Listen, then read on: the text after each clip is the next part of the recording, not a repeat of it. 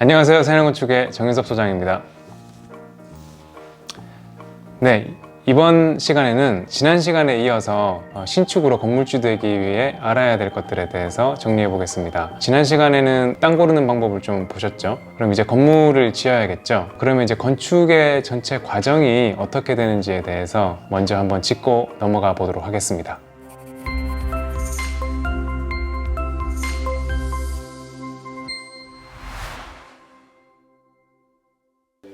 오늘은 신축으로 건물주 되기 위해 알아야 할 모든 것, 설계부터 시공까지라는 주제로 건축의 전체 과정을 한번 살펴보도록 하겠습니다. 설계부터 시공까지, 건축의 전체 과정인데요. 이 과정이 도대체 어떻게 되는 건지 간단한 표로 한번 설명을 드릴게요. 네, 한 10가지 단계가 복잡하게 있죠. 근데 가장 중요한 건 여기 보이시는 2번 설계하고 5번 시공, 요게 가장 핵심이라고 보시면 돼요. 이것들을 하기 위한 이제 제반 행정 절차가 포함이 된 것들이고요. 대지를 확보했죠, 지난 시간에. 그 다음에 설계를 하게 됩니다. 설계가 잘 되냐에 따라서 이제 좋은 집이 완성되냐가 시작이 되는 거고요.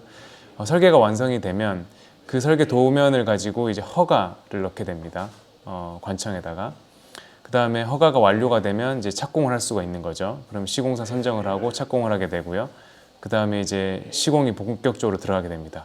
시공이 다 완료가 되면 그 다음에 건물을 써도 된다는 이제 허가를 또 받아야 돼요. 그게 이제 사용 승인이라는 행정 절차가 한번 있게 되는 거고요. 그 다음에 사용 승인이 나면서 이제 건축물 대장이라는 걸 만들게 되고, 그 다음에 이제 소유권 등기, 그 다음에 유지 관리가 되게 됩니다. 근데 이제 건물을 쭉 쓰다가 이제 노후가 되면 결국엔 철거나 뭐 리모델링 이런 순서가 되는 거겠죠. 그래서 이렇게 하나의 사이클, 건축물의 생애 주기를 한번 보실 수 있습니다. 근데 여기 많은 이제 그 과정 중에 건축사가 해야 될 일이 되게 많아요. 실제로 뭐 대지의 사업성 검토라든지 설계는 당연히 건축사가 하는 거고요. 그다음에 허가, 착공 신고까지 다 건축사가 하게 됩니다. 그다음에 여기 보이는 사용 승인까지 건축사가 실제로 하고 있어요. 건축물 대장도 당연히 도면을 기반으로 만들어 드리고요. 그래서 되게 많은 부분을 건축사들이 하고 있다는 것을 한번 알고 계시면 될 것 같습니다. 네, 그러면 이제 건축 기간은 얼마나 걸리는지 한번 볼 건데요. 다세대 다가구 주택, 한 100평에서 한 150평 사이 정도 되는 건물이 약 설계부터 시공까지 다 합쳐서 한 12개월 정도 걸린다고 보시면 될 것 같아요. 네. 이렇게 이제 크게 설계 단계와 공사 단계로 나누게 되고요. 공사는 이제 착공하고 한 6개월 정도로 보시면 될 것 같고, 6개월은 이제 변수가 없을 때 한 6개월 정도가 걸린다고 보시면 될 것 같습니다. 설계 단계가 세부적으로 나눠져 있는데 요거를 조금 이해하기 쉽게 설명드리면 기획 설계, 계획 설계, 기본 설계, 실시 설계 이렇게 나눠져 있죠.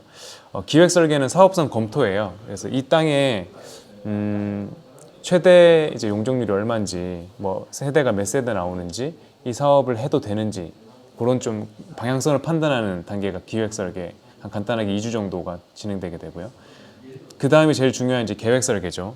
계획 설계에서부터는 이제 여러 가지 대안을 만들면서 최적의 설계안을 도출해내는 그 과정이라고 보시면 돼요.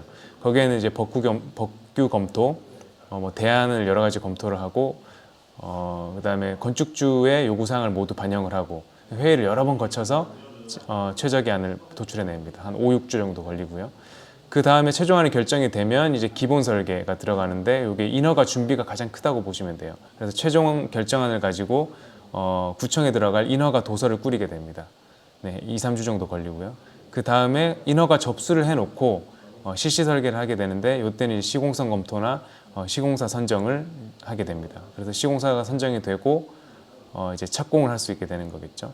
물론 이제 인허가 접수 이후에 한 3주 정도 인허가 검토 기간이 해당 관청에서 이루어지고 적법하다고 하면 이제 인허가 완료가 되면 착공 신고를 할 수 있게 돼요.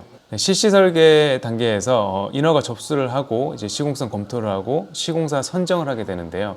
이 시공사 선정을 하는 과정까지 이제 생활건축은 설계와 시공을 모두 하고 있기 때문에 통합적으로 할 수 있게 됩니다. 착공신고 때는 또 감리가 법적으로 또 들어가야 되기 때문에 감리 계약이 또 따로 이루어지게 됩니다. 이 감리도 건축사 사무소에서 하는 거고요. 그래서 이제 시작하게 되면 공사는 6개월 정도 보시면 될 것 같습니다. 네, 건축 설계 과정이 앞에 좀 복잡하게 있었는데 세부적으로 기획 설계, 계획 설계, 기본 설계, 실시 설계에 해당되는 이런 내용들을 조금 참고 삼아 넣어봤습니다. 네, 이런 다양한 분석 자료들이 필요하고 다양한 결과물들이 나오게 됩니다.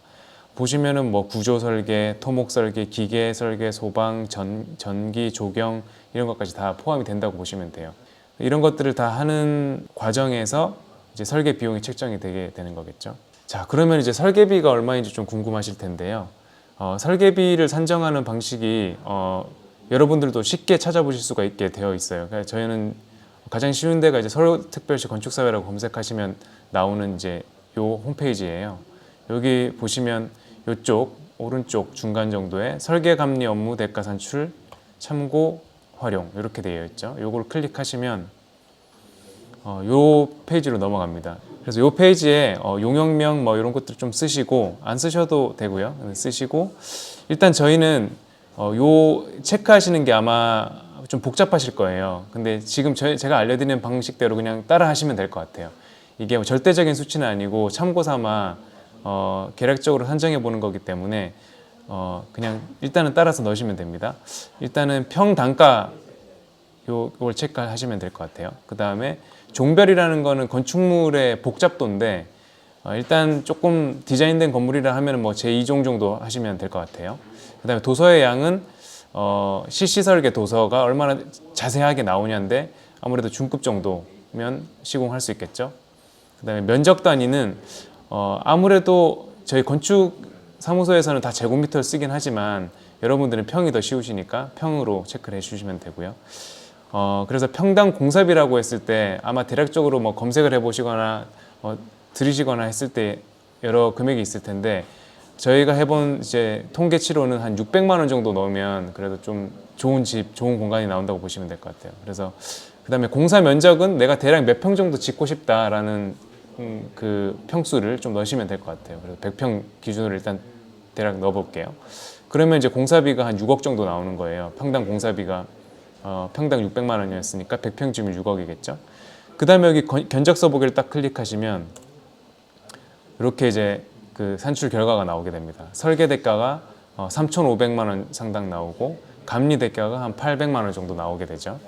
그래서 요거의 이제 산정 기준은 요율이 여기 지금 나와 있게 돼 있어요. 요 요율을 총 공사비에 적용을 시켰다고 보시면 돼요. 그러면 요 정도 나온다고 보시면 됩니다.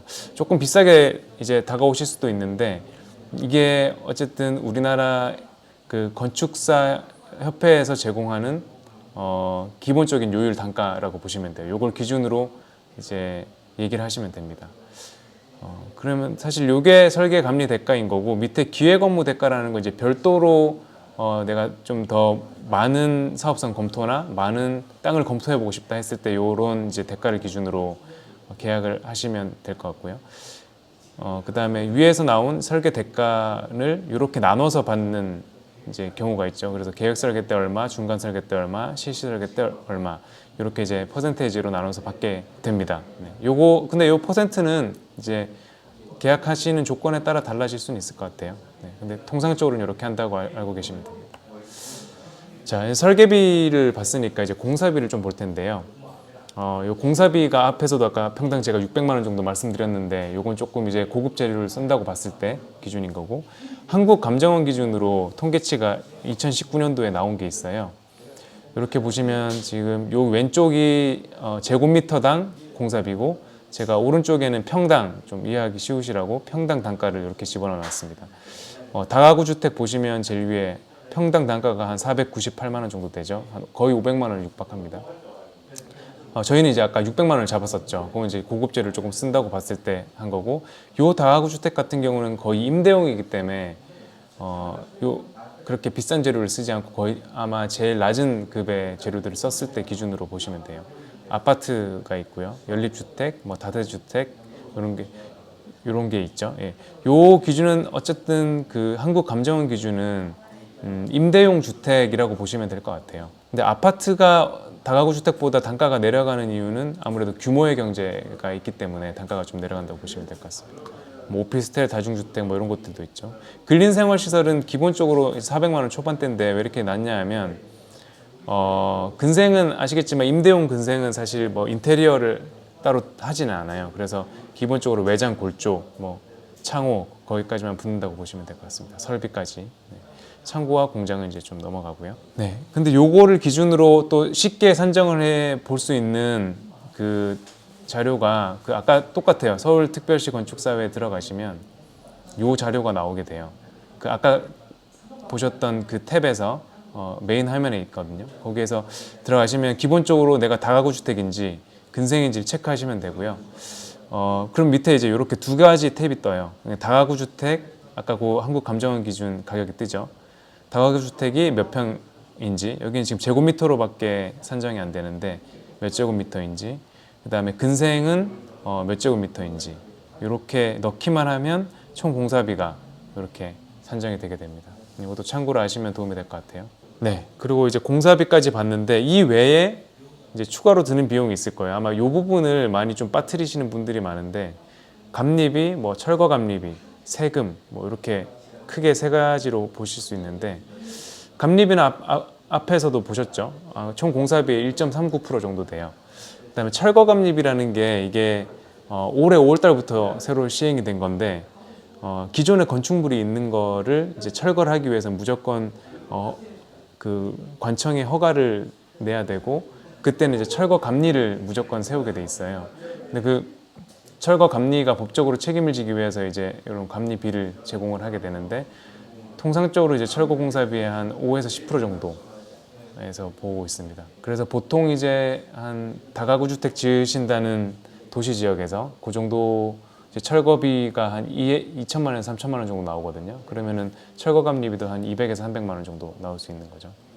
그 다음 이제 세금이 조금 복잡한데 간단하게 그냥 한 네 가지 정도. 부가세는 당연한 거고요. 네, 공사비 10%.